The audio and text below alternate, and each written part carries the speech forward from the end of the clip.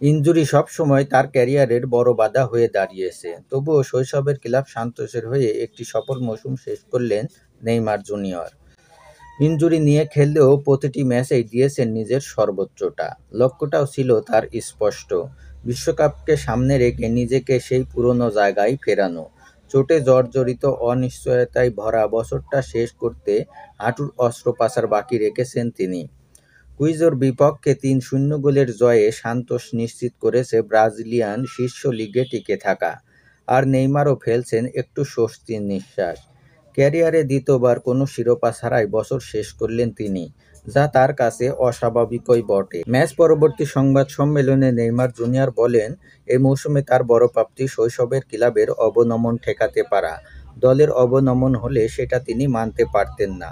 পুরো মৌসুমে নিজের মতো করে খেলতে না পারা, লক্ষ্য পূরণ না হওয়া, সবকিছু মিলিয়ে মানসিক চাপ ছিল প্রবল।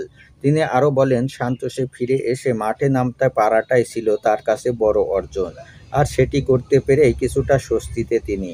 এদিকে তার চোট সামলানো নিয়ে উঠে এলো আরেক তথ্য। নিজের অবস্থার সঙ্গে তুলনা করে নেইমার জুনিয়র বলেন, বিশ্বসেরা মিডফিল্ডার রদ্রি এখনো মাঠে ফেরার লড়াই করছেন। কিন্তু আমার ইনজুরি নিয়ে সমালোচনার মাত্রাটা সবসময় বাড়াবাড়ি টাইপের ছিল।